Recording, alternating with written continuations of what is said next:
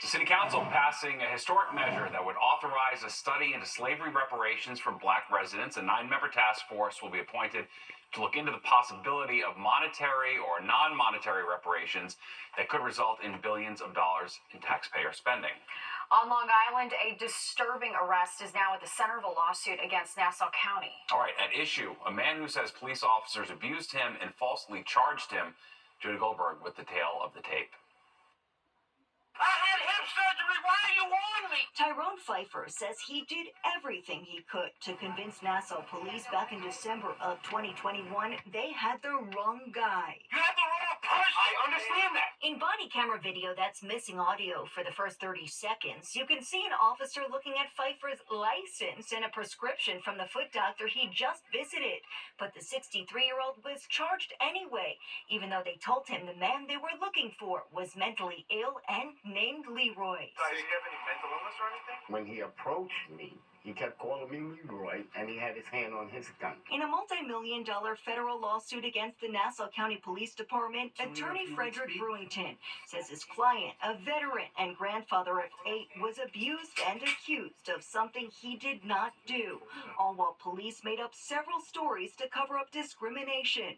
The case against Pfeiffer was dropped 10 months later. The time for abuse of individuals based on the hue of their skin is long past. The officers and sergeant on scene are also on the lawsuit, along with Police Commissioner Patrick Ryder, who Brewington says refuses to address proof that shows racial disparities in the county. Your refusal is an indication that you're okay with the fact that 18.31 African Americans are arrested for obstruction of governmental administration for every one white person. That's not acceptable. As for Pfeiffer, who calls himself a quiet guy and someone who only gets upset when his rights are violated, he's still dealing with trauma almost 3 years later. Every time I watch it, it just hurts. The Nassau County Police Department tells Fox 5 they aren't commenting on pending litigation. They'll have a limited time to respond, according to Brewington, who said the lawsuit makes it clear this is something that cannot and will not be ignored. Outside of police headquarters in Mineola, Jody Goldberg, Fox 5 News. All right, let's talk about the Yankees win that you saw right here tonight on Fox 5. That's right. They beat the Sox in a close game in extra innings. We're catching up with fans at Yankee Stadium.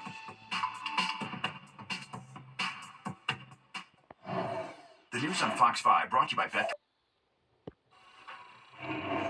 Yankee Stadium, the place to be tonight if you weren't watching the game on Fox 5, of course, to see if Aaron Judge could get out of his home run slump. And while he didn't hit a homer, the Bronx Bombers did beat the Red Sox. Fox 5's Jeffrey Williams caught up with excited fans at Yankee Stadium. One of the best rivalries in all of baseball is back in the Bronx. Yankees hosting the Red Sox for their final head-to-head series of 2024, and fans couldn't be more excited for Game 1 of the 4-game set. Very excited. I can't wait. We're home, our city. We're going to crush them. You know, it's like the World Series when these two play. We have as good a chance as anyone right now, to win this thing. Let's go Yankees! There's definitely a lot on the line. The Yankees are looking to clinch the division, while the Red Sox are fighting for a wild card spot. I think it's pretty important to keep the Red Sox out of the playoffs. Say Yanks 3 out of 4. Okay? Send the Red Sox backpacking. 3 out of 4. I expect us to have a 3-game lead. Play Baltimore at the end of the year. We'll put them to sleep first game. Win the division. Go on to the World Series. Go Yankees. Every single series now is incredibly important, because they're down to crunch time. I mean, in the race through with the Orioles right now, there is no more margin for error. And no room for weak spots in a stacked lineup. Over the summer, Aaron Judge said it's probably going to come down to the wire, so it's shaping up that way right now. As far as what they need to do, a little more consistency would certainly help.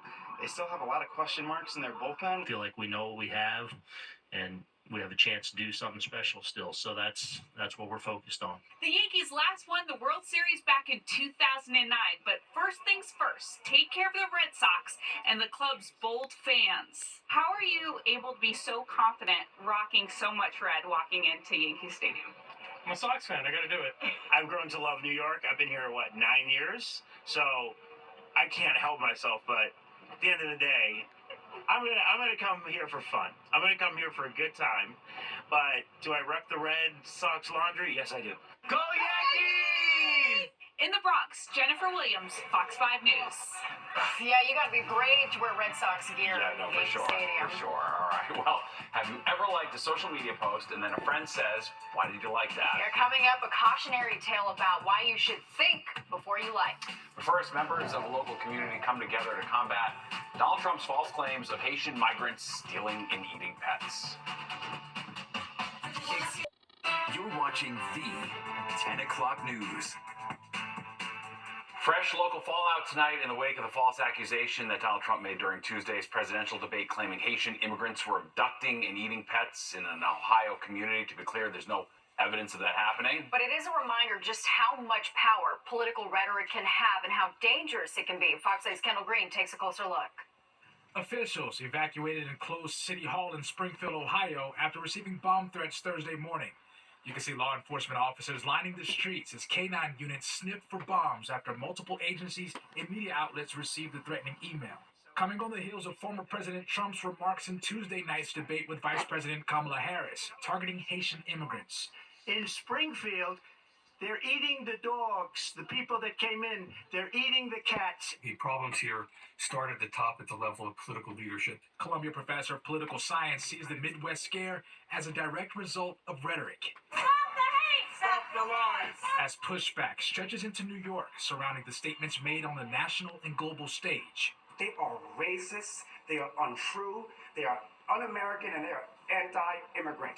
Nassau County legislator Kerry Salage shared since Tuesday his office has taken a slew of phone calls from worried constituents they could become targets. They have expressed the fear that they're now living in because their children and their entire culture are being depicted as people who eat cats and dogs. And Tuesday is not the first time the former president has singled out particular ethnic groups. He went after Mexican immigrants in 2017. They're bringing drugs, they're bringing crime, they're rapists, and some, I assume, are good people. Chinese Americans coining COVID-19 as Kung Flu. That name gets further and further away from China as opposed to calling it the Chinese virus. That became associated with threats against Chinese Americans in the United States. And there were acts of violence, attacks on individuals in that group. As Tuesday's remarks drove Haitian Americans to rally in hopes the recent rhetoric doesn't impact their safety. This is going to lead to a very dangerous state of affairs for our young people. And so we must stand up as one community and denounce these statements. Now again, it's worth mentioning the remarks made by the former president weren't true, as Long Island residents called for his campaign to retract the statement and apologize in an effort to prevent any potential acts of violence. In the newsroom, Kendall Green, Fox 5 News. All right, we'll be right back. But first, here's a look at what you can expect tomorrow on the roads and the rails. Well, next time you're doom scrolling on social media, you might want to like at your own risk. That's right, because as Fox 5's Jessica Formoso shows us, favoriting a post, particularly a political one, could come back to haunt you. Shortly after Tuesday night's presidential debate between Vice President Kamala Harris and former President Donald Trump, Taylor Swift took to social media to endorse Harris for president. Normally, I don't think celebrities make that much difference when it comes to politics. However, Taylor is not normal. She's not a normal celebrity. I don't think in my lifetime I've seen a celebrity with this amount of power. The Love Story singer told her more than 280 million Instagram followers, quote, "She fights for the rights and causes I believe need a warrior to champion them." 10 million of her followers liking the post, one of them WNBA star Caitlin Clark. It's like a little sort of cheeky way of hinting what they feel without going all the way. Celebrities are really smart about this, particularly young celebrities like Caitlin. She knows what she's doing. She knows the internet is not private. She knows that if she likes a picture, that is tipping her hat, giving an endorsement. The Indiana Fever star was left to explain to the world her political beliefs, but she wasn't so clear, saying her like was not an endorsement for Kamala, but encouraging people to go out and vote. That's the biggest thing I can do with the platform that I have, and that's the same thing Taylor did. And I think continue to educate yourself with the candidates that we have, the policies that they're supporting. I think that's the biggest thing you can do. Aside from endorsing the vice president, Taylor's post also read about the importance of registering to vote. She could have wrote a comment to say what she liked about it instead of simple thumbs up. like, because that might confuse everyone. Has it happened to you where either a friend or a family member or someone came up to you and said, hey, listen, I saw you like this post. Like, what's up with that? Actually, all the time. And sometimes I don't even know I like it until they tell me. And I'm like, oh, I didn't know. Like, I just be liking stuff just to like it. Which begs the question, should celebrities and even regular folks think twice before liking a post? I don't really like random things. Like, I don't just give my likes out. So if I like something, I actually genuinely like it. It seems like you can't like and agree with half of the post and not the other. It's all or none when it comes to social media. In Garden City, I'm Jessica Formoso, Fox 5 News. You gotta just assume someone's watching. Yeah. At this point. Wow, it's so funny. When it all started, it all seemed so fun and like, oh, it's bringing us together. Now it's tearing us apart. It was all quite the evolution. You know what is bringing us together? Nick's forecast. There you go. Quite the evolution. You know what is bringing us together? Nick's forecast. There you go, So right? Who loves you, baby? Beautiful weather, right? Today, again, we were talking about getting to 80 degrees, and we did. 80 was the high, 62 the low. We're going to do even better than that tomorrow, and even warmer as well as we head on into the weekend. No records coming, though. The record high was 94. Clear 66. Wind is calm. Humidity up a little bit. That may lead to a little fog overnight. Good strong pressure reading, 32.8. We're up to the 50s, though, in Sussex, but 60s just about everywhere else till you get to the east end. So still a very nice, comfortable, mild night. Wind starting to come more southeasterly to southerly, but it's very light or it's calm. No more than 5 miles per hour. All right, 80-degree weather happened from the city on north and west. We're a little bit cooler at the coast. Same story will happen tomorrow. We had 80s into New England, Boston 81, mid-80s over to Buffalo. Low to middle 80s, Philadelphia on southward and westward, pushing closer to 90. There in the Ohio Valley, and we're going to see those 80s stick around here for a couple of days because, again, you look at the close-up view, nothing's really going on nearby. We may get, again, a little patchy cloud cover overnight, that type of deal, as the wind comes in off the ocean.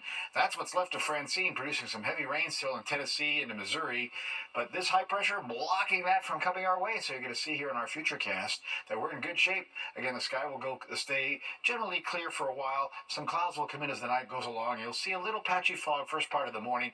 That goes away, the sun returns, we get back up into the low 80s, again cooler at the coast, and we'll do it again on Saturday, probably even warmer. All right, 64 in town tonight, again some patchy fog, low 50s in those cooler suburbs, delightful tomorrow, that fog gives way to sunshine, 82 will be the high, some mid-80s inland, middle 70s as you get along the coast. There's the 7-day, and there's some great weather for the weekend, 85 on Saturday, 82 on Sunday, mid-60s at night, and we'll see that nice weather last into Monday and Tuesday, still right around 80, little more clouds Wednesday, Thursday. We may have to start talking about some showers around that time, but we'll talk more about that the closer we get to it. Now, Tasha and Steve, back to you. Sounds like a plan. All right, Nick, thank you, and don't go anywhere because good